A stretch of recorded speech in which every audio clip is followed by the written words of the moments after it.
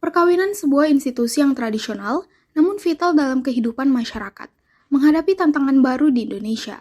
Meskipun belum didukung oleh penelitian menyeluruh, ada kecenderungan yang mengindikasikan penurunan jumlah pernikahan dalam beberapa tahun terakhir.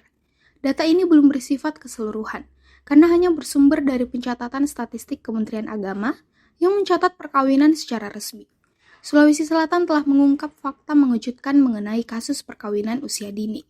Provinsi ini ternyata masuk dalam 3 besar di Indonesia untuk kasus perkawinan usia dini yang dilakukan di bawah batas usia yang diatur oleh Undang-Undang Perkawinan.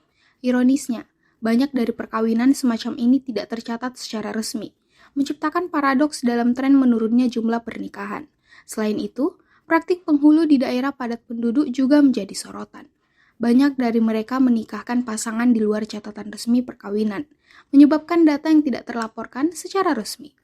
Guru Besar Sosiologi, Geografi, dan Kependudukan Unhas, Profesor Dr. Haji Muhammad Tahir Kasnawi SU, telah memberikan klarifikasi mengenai faktor-faktor yang mungkin menjadi penyebab dalam penurunan ini. Salah satunya adalah perubahan perilaku generasi muda yang cenderung menunda pernikahan karena alasan seperti masalah ekonomi dan tekanan untuk mengejar pendidikan yang lebih tinggi. Secara ekonomi, dampak dari penurunan jumlah pernikahan terlihat pada kemandirian finansial individu yang belum menikah. Namun, ada juga ketidakstabilan ekonomi, terutama bagi perempuan yang belum membentuk keluarga. Meskipun demikian, ada juga dampak positif yang terlihat pada kebebasan individu tanpa beban tanggungan. Ya, jadi sebetulnya fenomena penurunan peristiwa perkawinan itu tidak secara langsung betul itu berkaitan dengan bonus demografi ya. Karena bonus demografi itu lain hal ya.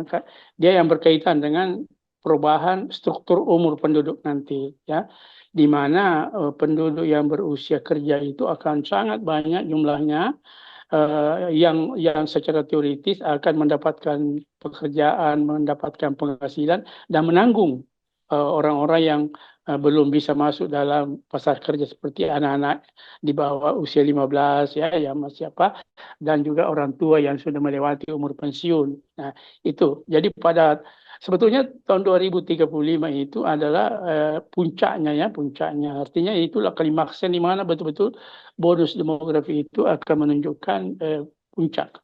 Nah, setelah itu sudah mulai lagi bonus itu berkurang, dalam kata bahwa setelah tahun 2035 itu orang yang akan ditanggung itu akan semakin banyak lagi. Kenapa? Karena semakin panjang umur orang, semakin banyak lansia. Itu persoalannya kan. Dan sementara penduduk yang dewasa ini tetap porsinya, tetapi yang lansia ini semakin banyak karena penduduk semakin panjang usia harapan usia hidupnya kan. Nah, jadi mereka kan ditanggung ya dan sebagainya. Itu kaitannya. Nah, persoalan tadi penurunan perkawinan dengan bonus demografi mungkin memang secara teoritis bisa dikaitkan bahwa mereka-mereka ini akan semakin banyak membanjiri pasar kerja ya, semakin banyak tenaga-tenaga kerja baru yang masih fresh begitu, yang belum punya tanggungan, belum punya keluarga dan sebagainya. Nah, sehingga dia akan lebih mobilitas tinggi ya di dalam memperebutkan kesempatan-kesempatan kerja yang ada ya. Itu kaitannya tadi dengan penurunan perkawinan itu, karena mereka ya semakin memang memprioritaskan dulu untuk mencari pekerjaan, mencari penghasilan, baru melakukan pembentukan rumah tangga ya.